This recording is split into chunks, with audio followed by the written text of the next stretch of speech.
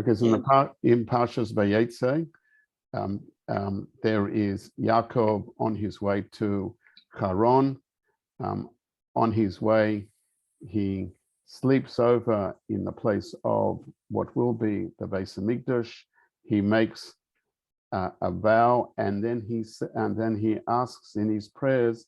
He asks Hashem for a specific, and he mentions a specific set of words, and he says, as I'm highlighting, he says, "B'shafti b'shalom el beis avi," and in his prayers he asks that he should be able to return to his father's house, and then he continues, and I will be a servant because Hashem has been my God, and Hashem has been my God. Now Rashi translates it, or Rashi assists us and says, "V'shavti," and I want to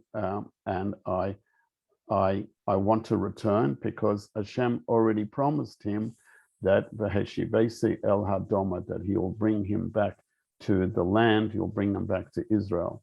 And then he says, B'shalom, he asks for a specific request, that is, that he comes B'shalom.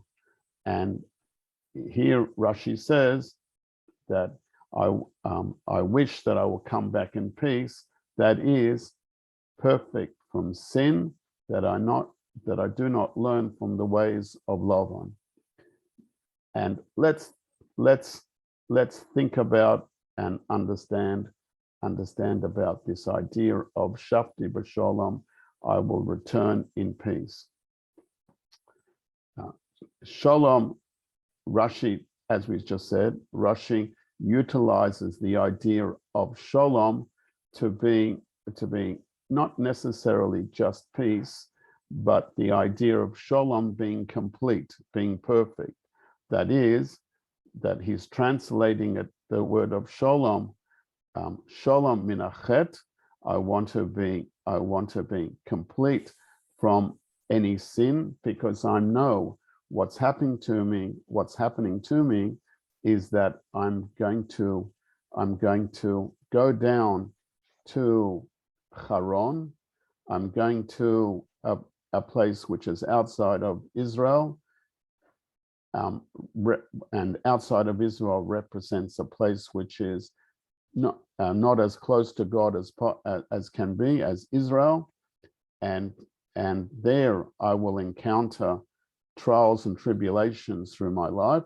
So therefore, I don't want to shaloi elmod. I don't want to learn madarche, from the paths, from the style, from the way that of Lavan. The Lavan who we learn about in the Parsha is a man of trickery, a man who doesn't keep his word, a man who's not straight.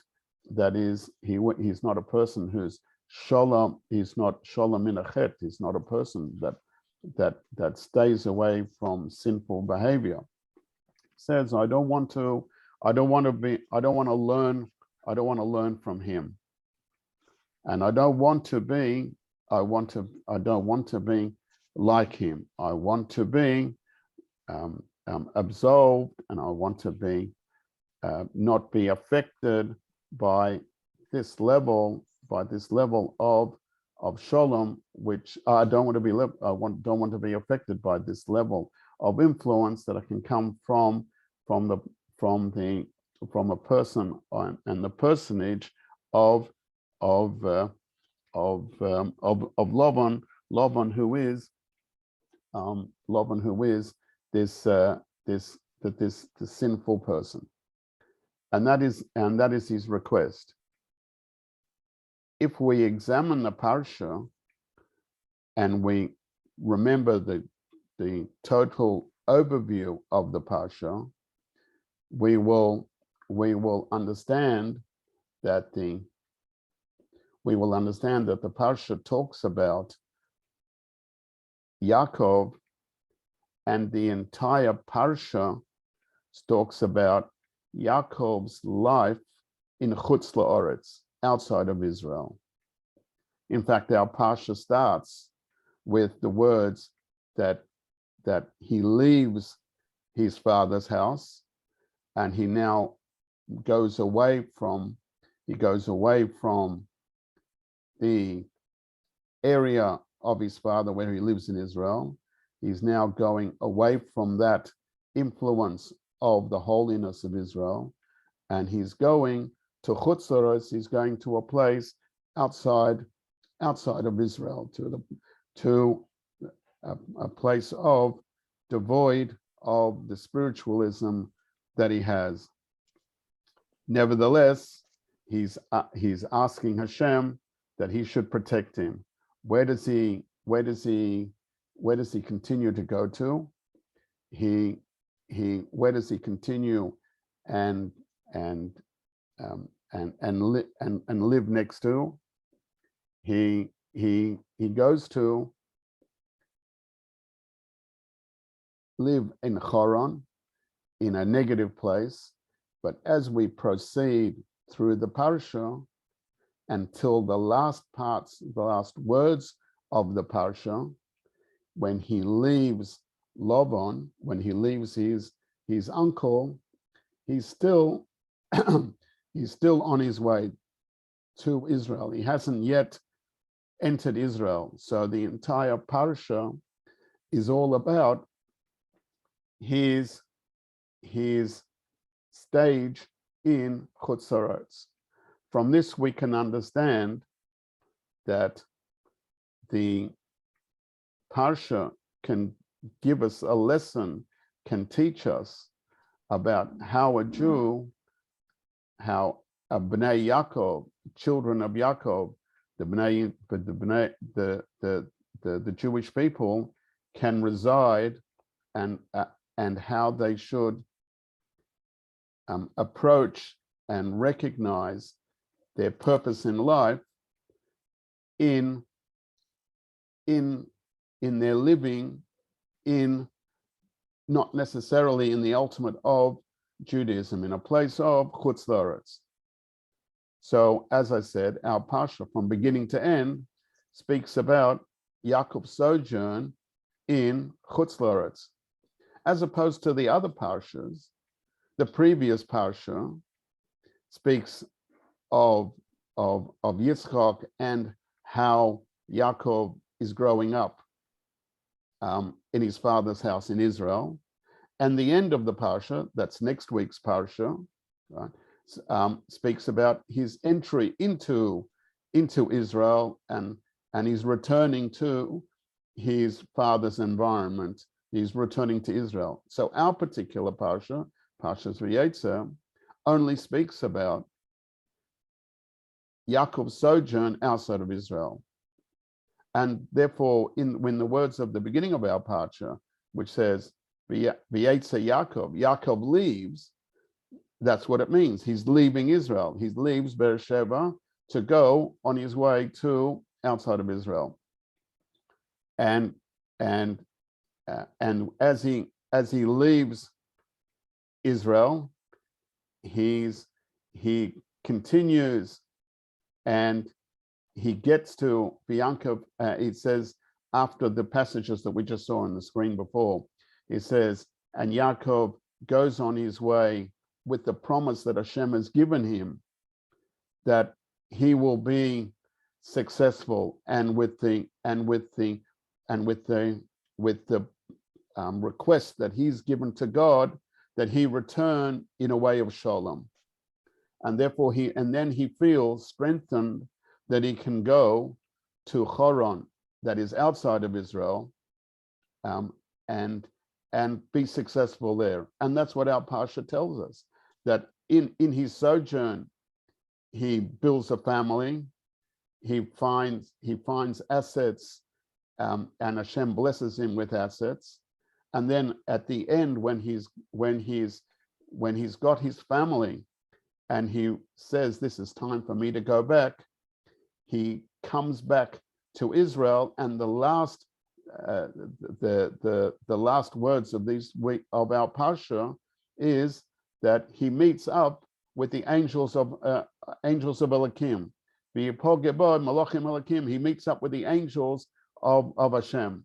And that is at the border between outside, at the border as he's of outside Israel, as he's entering into Israel.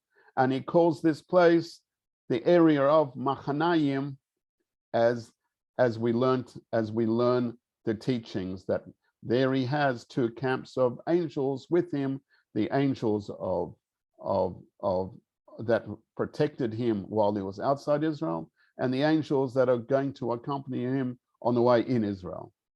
That is to say, our Parsha speaks about the great descent that a Jew does, that Yaacov in particular, or every Jew, is in the state of exile, in the state of not being in the ultimate of sanctity, in the place of in the place of Israel, the spiritual Israel, and what he has to do in the Choron, in the jungle of outside of Israel, where, as we know, Choron, our sages say, and play with the word Choron, and they say, this is Choron Afshol Mokom. This is the place of where the anger is of Hashem.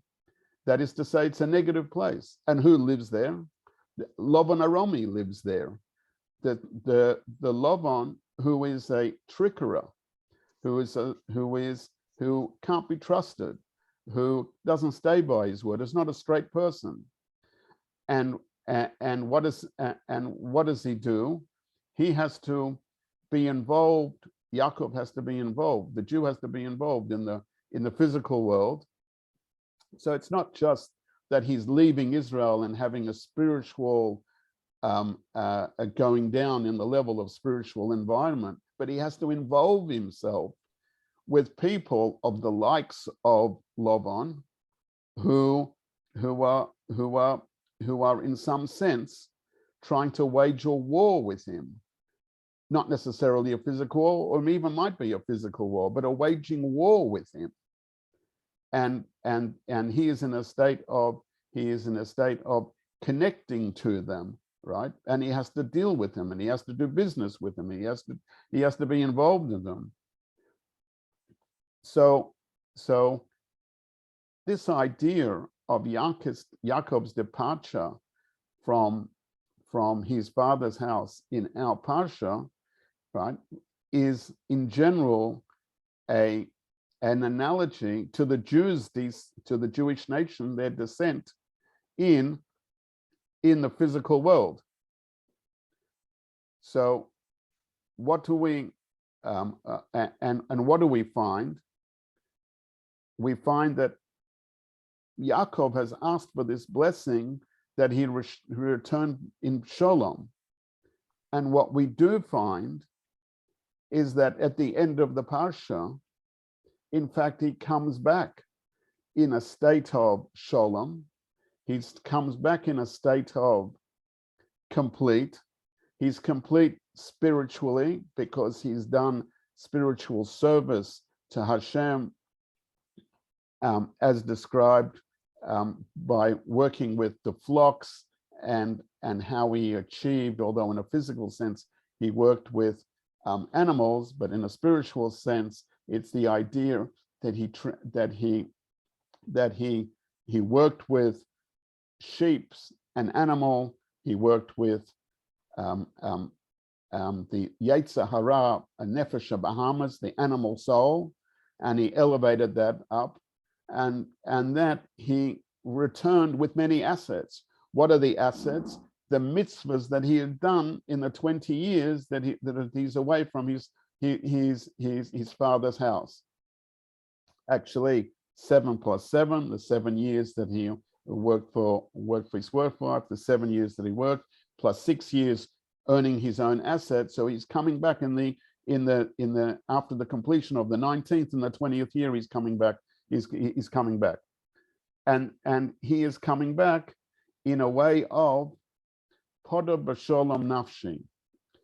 In Psalms 55, David HaMelech says, as he was being pursued by his enemies, he asks Hashem, the pot of shalom nafshi, redeem my soul, b'shalom, with peace.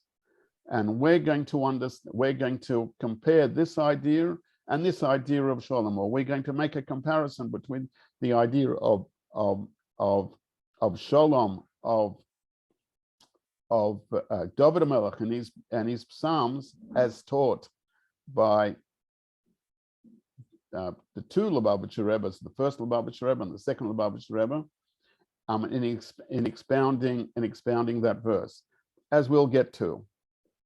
But what do we find? So we find that Yaacov has actually been finding the completion and the culmination and the successful blessing that Hashem has given him in the idea of coming back b'shalom, complete, spiritually and physically, and that is akin to the idea of the David HaMelech that he requests of Hashem, a pot of b'shalom nafshi in Psalms 55. And he comes back in a way of menucha, restfulness, v'shalom, and peace, and from the point of view that, as we know, David HaMelech was the warrior. He was the king of Israel, and he was also led a fighting battle. Nevertheless, he asks Hashem that he should come back b'shalom. What we find is Yaakov Avinu didn't have to go through the wars that David HaMelech had to do, but he came in a way of shalom, as we're going to describe, and we're going to understand the idea of shalom. And his Yaakov Avinu's prayer, as we saw before, that he asks Hashem, he come back complete. We find that where does Yaakov Avinu come back complete from? From actually the ultimate place of negativity in the world, from Choram Avshal Mokum, the place where Lavan is. And there he comes back from there in a state of complete shalom, because now he has spiritual assets and he has physical assets. And he comes back with malachim, because he comes back with the angels. And what angels are we talking about? Because each time a person does a mitzvah, we say a positive angel is created. So on his return back to Israel, and he's coming to the place, and it's the last words of the parsha is he's pogaboy by malachim. He finds these malachim. He's coming back with his own malachim. That is all the positive mitzvahs that he's done, and all the malachim which have been created with it. And he meets the malachim of Eretz Yisrael. So what has Yaakov done in the passage of the 20 years? He's come to his ultimate completion of his journey. Nearly to, well, I can say the ultimate because there's more stories about Yaakov. But in this respect, in the idea of his sojourn in Chutz La'aretz, he's come back in a state of completeness, and it's good, and it's in particular over there in the place of negativity, in the jungle of Wall Street, or wherever you're, the negativity of the outside world. That's where he's made a wedding. He's found his mate. He found his wife and wives. He's been blessed with children, and that ultimately is the fruit of his blessing, his children. And further, he's gone further. He's even gone to the stage where he's fulfilled the mitzvah of Hashem. The mitzvah of Hashem, the first mitzvah of the Torah, is to go forth and multiply. That is, he's fulfilled his family. But the continuation of that verse is that that God gives mankind the capability of puravu, to go forth and multiply, v'kovshu, and conquer over, control all the physical assets that there are in this world, take those resources in the physical world and elevate them for the completion and for the glory of Hashem. And that's what Yaakov has achieved in his 20-year sojourn. He's fulfilled the request of his father. His father's request in last week's parsha, in Toldos, in chapter 28, verse 2, was that he should take from there, that is from the place of Haran, he should take a wife, and v'yifrach, and he blesses him with the blessing that he should be multiplied, that is, that he should have children. And that's what he does. He goes to outside of Israel and he's successful over there. He sets up his own family. He sets up a bayis. He sets up a house, right? And the majority of the 12 Shvatim are born there in Haran, as we find out later in the narrative of the Torah. His last son, Binyamin, is born on the pathway back into Israel. But the majority of his family, the 11 children, are born there. So he's established himself with spiritual assets, his children, his mitzvahs, and physical assets. So to the point where the rabbis say about Yaakov Avinu that all his children were of tzaddikim class, were righteous. So therefore he was, as the expression of the Gemara, mitosa shlemo, his bed is complete, meaning to say that all his children and all his enterprises have become complete. That same word, shalom, shlemo, complete. And this was building the foundation of Israel, of the whole entire nation Israel. And that's why we call the Bnei Yisrael, the children of Israel, Bnei Yaakov, and the 12 Shvatim. And from there, what his success was, and it was in particular that Dafka, while he was in Lavan, was his success. That is Dafka in Chutz La'aretz, outside of the confines, because he's fulfilling the wishes of Hashem, that of being fruitful and transforming all the resources in the world that exist out there, and bringing them back to Hashem, elevating them for the purposes of mitzvahs. And hence he was b'yifrat se'ish ma'od ma'od. He became very, very successful. Now, the end of the parsha speaks about that he continues and he comes back in a way of shalom. And the way of shalom is the way that he didn't have a war. Remembering that at the end of our parsha, the narrative speaks about that Lavan is very upset. His uncle is very upset. The family of Lavan is very jealous of him that he has so much assets, and they say, like the people who hate Israel, who hate the Jewish nations, they always say, what you've taken and what you've worked hard for, that's really ours. And they chase after him. Lavan, in the last sections of this week's parsha, they chase after him, ready to make a war. And Hashem comes to Lavan in a dream and says, do not wage a war, don't fight with him. And Lavan has to agree and say that I won't. That is to say, we find that Yaakov has achieved his state of shalom without a milchama. This is the ultimate level of shalom that a person can have.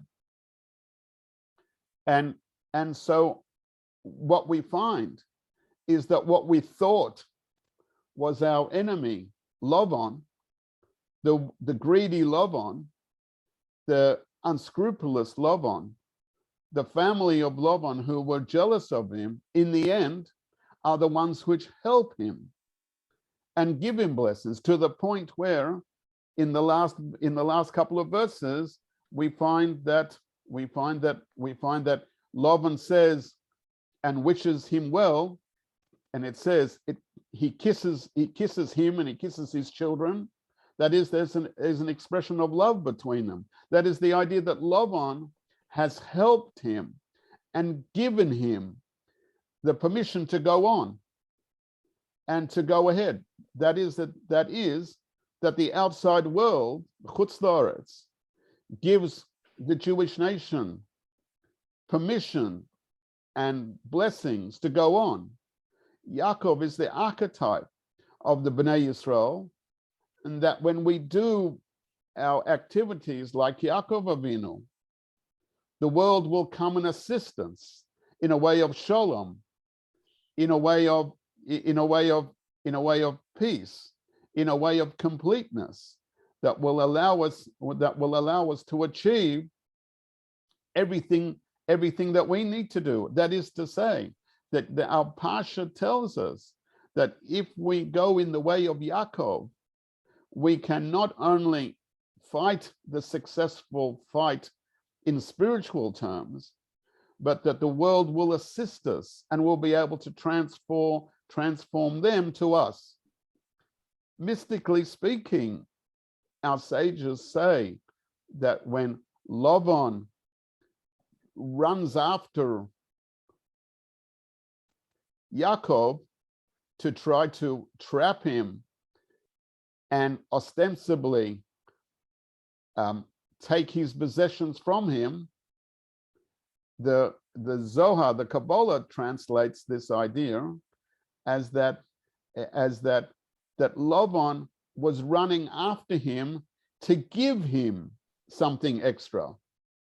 He was running after him to give him the extra that he hadn't completed, that part of spirituality that hadn't been yet transformed to positivity, that Lavan was running after him to give it to him, so that they met at, as the words of the end of the parasha, they met again and they set up a monument.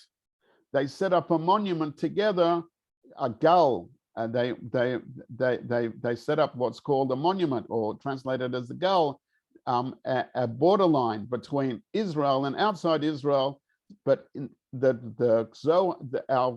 our teachings of Chassidus teach us that this is the idea, that he wanted to add and give more for whatever he hadn't completely transformed.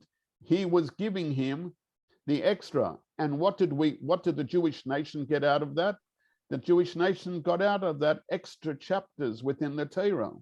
That is to say, that there were parts of the Torah, parts of the letters of the Torah which were still left with Lavan, and he added, by virtue of adding this narrative into the parasha, we added into the Torah these extra letters, these extra words in the Torah, to the point where the next day Lavan woke up, and what did he do? V'yinashik labonov. The verse says that he kissed his children and his grandchildren, and he gave them blessings. That is to say, he gave them his goodness, and therefore that is Yaakov achieved the level of shalom that he asked for at the beginning of the parsha. That he asked for that Hashem should bless him with shalom, and that means the completeness, not just peace, which he achieved, that it was done in peaceful means, but he was also achieved the completeness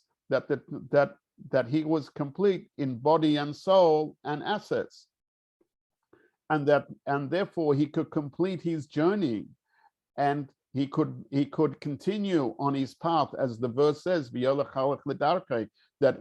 Yaakov continued on his journey in a state of peace, and he was in such a state of peace that he could be Yipogaboy Malachim, that he could get the Malachi Elakim, he could reach the angels of God, those Malachim which we speak about on Friday night when we come back for shul, and we say that the Malachim should bless us, the Malachim of the week, and the Malachim, the angels of the Shabbos, should bless us for the elevations, for the spiritual elevations that we've done during the week, and for the Shabbos for the Shabbos elevations that are going to happening. Those are the Malachim, our good deeds, which he got blessed with. So therefore, he could call this the place of the two Machanayim, the place of a Machanayim, the camp of the angels, in plural is Machanayim, two camps. That is the angels of outside of Israel and the angels of Israel who came to meet him, because they are the ones who are helping him complete his service in a way of shalom, in a way of peace. And this means, and this teaches us that we can complete and we can fulfill the role of Yaacov in our exile, in outside of Israel, even in Haran, and we can elevate all the sparks, all the physicality, all the godliness that is still left there to be elevated.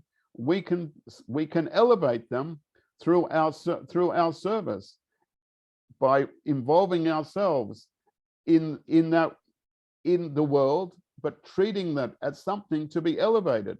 And not only that, we can become what's called a balabayis. We can become, literally means the owner of the house, but it also means you become the owner. He became the owner of these mitzvahs. And if you're the owner, you're the ruler. And this is what happened. He became the balabayis. He became the owner of all these levels of spirituality that he was capable of doing, to the extent that the outside world helped him. And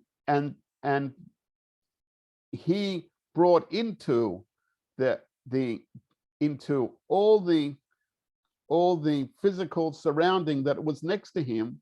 He brought the extra level of holiness that he added to in Chutz La'aretz, so by virtue of his spiritual endeavors that he did.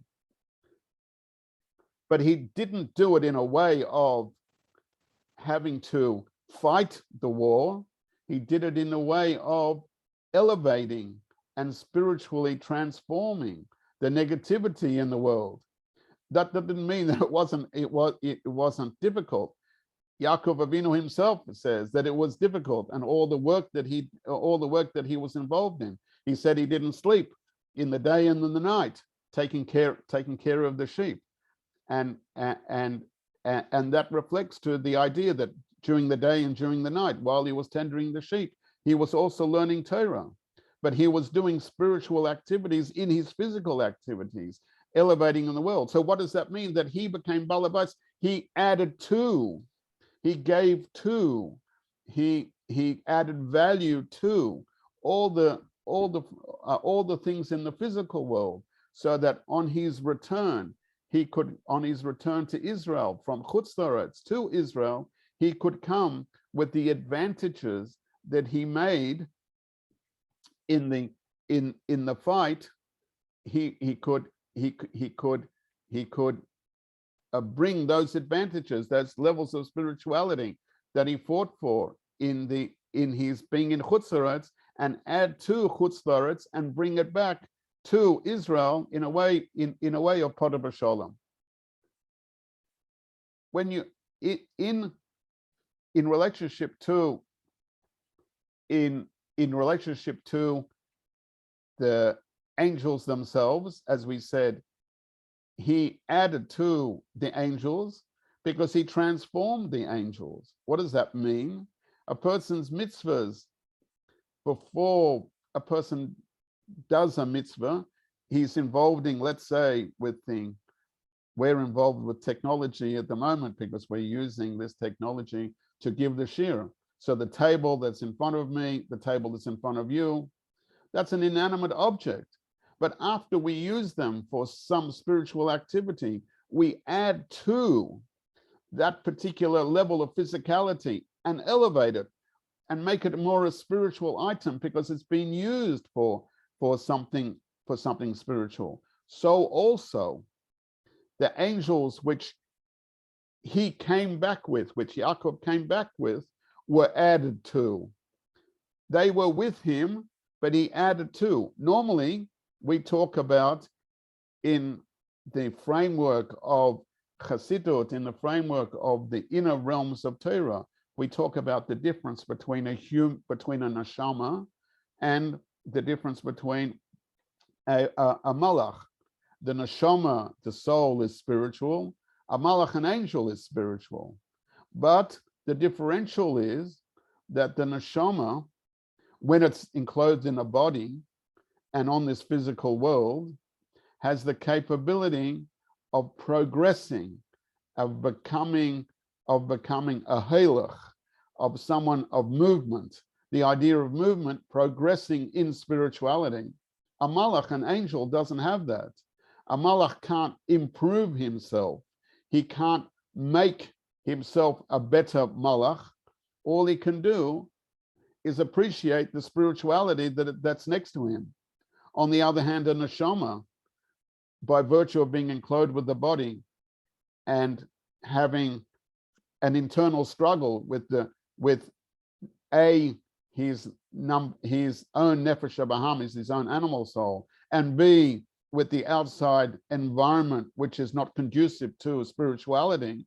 And when he elevates them, he adds to and he adds value to those things.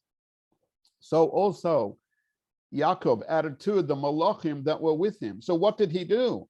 He transformed a malach, which is essentially an amed, one that stands still, that doesn't move, and he made that into a mahalach as well. He transformed it. He elevated it.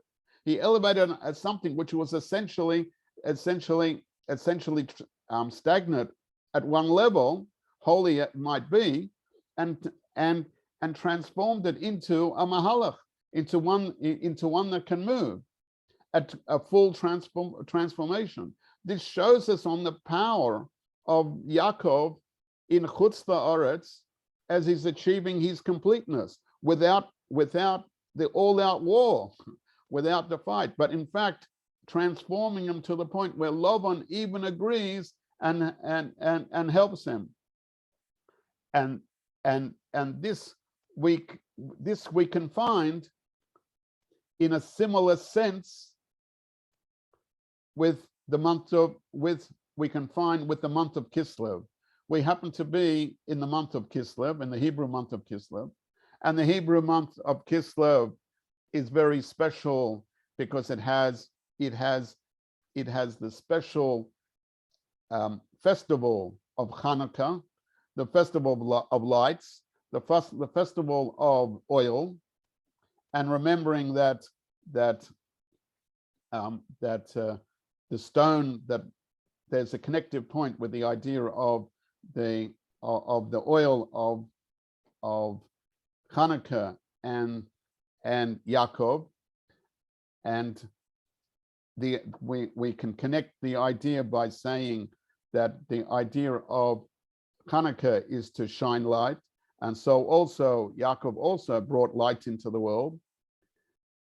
That we also have in the month of Kislev, we have the time of the release from physical prison of the Alter Rebbe, the first Lubavitcher Rebbe, on Yutes Kislev, on the 19th of Kislev, but also similarly his son, who was also arrested, and essentially there were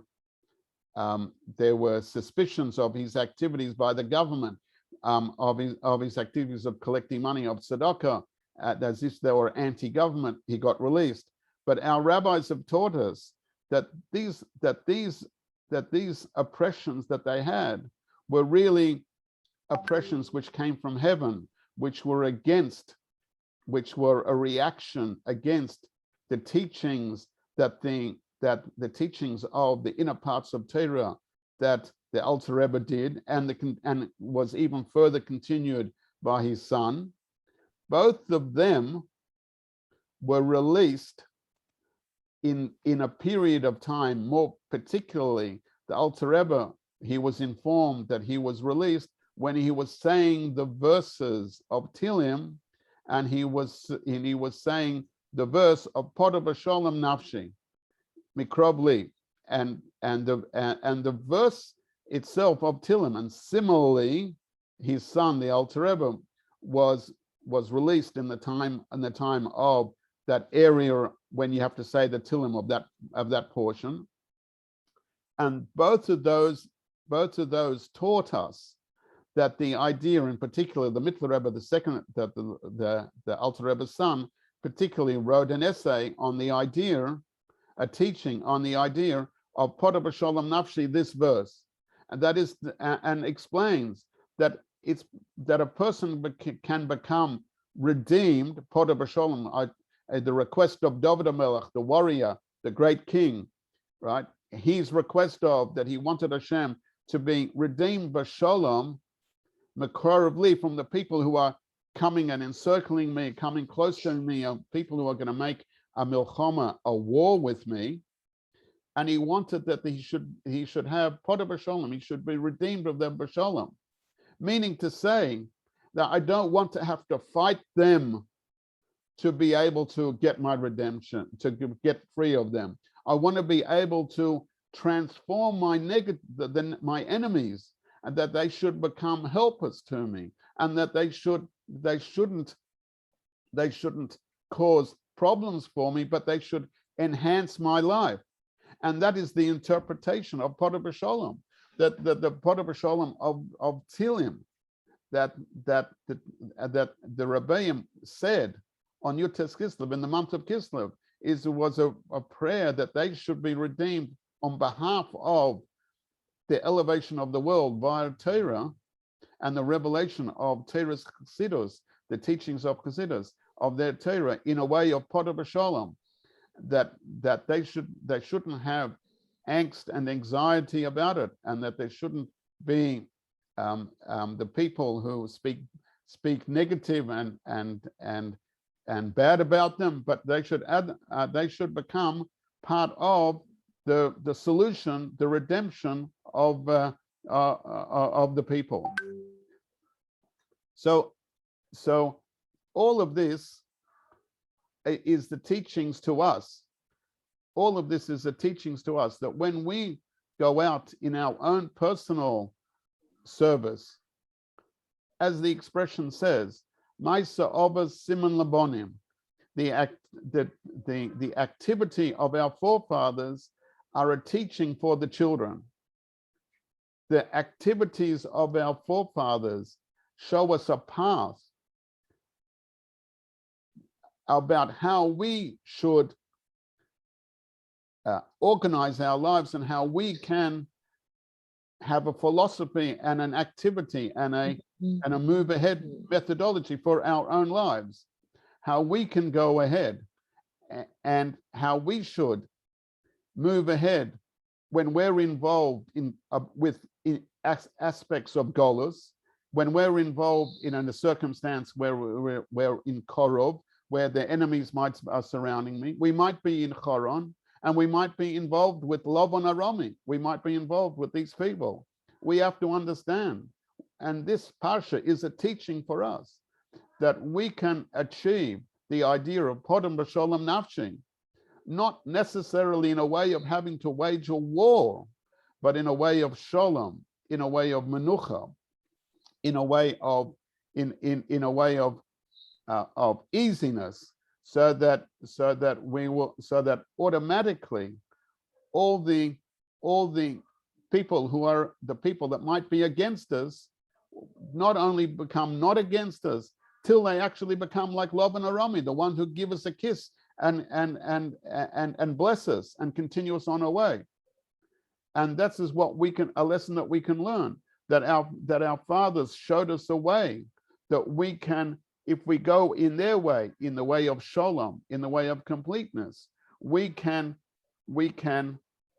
achieve and we can merit that not only will we come back from chutz la'aretz, from the places of negativity, to us and be returned in a state of shalom, but we will also bring our malachim, we will also bring our angels, all our mitzvahs, all our positives that we've done, that we collected in the time like Yaacov Avinu did in the 20 years, and all our good deeds which have formed malachim, which have formed angels.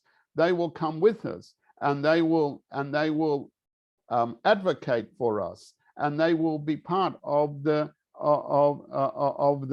transformation, and they will sustain us and give us strength, and and will meet us with all our all our good deeds, and then our good deeds become lights which shine, just like the lights of Hanukkah, which are shining out and showing, lighting up the darkness. Then our deeds, Yaakov's deeds, and all the deeds of all the Jews become a light path, give direction to in the darkness. So how we need to move ahead till we'll be able to do that in completion, and then we'll be able to achieve the what happens in next week's parsha, which is when Yaakov goes into Israel and he meets what he thinks is his enemy, but is his brother, and his brother meets him, kisses him, and allows him to go ahead. So we'll meet our enemy head on, and he becomes our good friend. And as the verse continues over there, that and our rabbis learn out that Yaakov says, and we will meet in the future when we'll join together at Mount Seir, and our rabbis teach us that Mount Seir is the place where Mashiach will come, that we will see our ultimate Redeemer of Mashiach Tzidkenu. So wishing everybody best wishes, and that we should learn and achieve all the positives from Yaakov Avinu, our forefather, and we'll be able to achieve all the good deeds that he did as well. Blessings to everyone. And even further, we can see the idea that Yaakov Avinu is acting out in a state of, in what we could call Ruach HaKodesh, a spirit of holiness or prophecy of all the events which are happening to Yaakov Avinu are in a prophetic nature of potentially what will happen to the Jewish nation. And therefore, one of the lessons that we do learn from this parsha is the idea of the journey of the Jew to Chutz La'aretz, not to be scared. And in fact, one of the prayers that we say at the end of Shabbos is Al Tira Avdi Yaakov, do not be scared, my servant Yaakov, right? And there was a song, but that when, even though we are going out to the outside world, right, we have a mission, and we have the capability to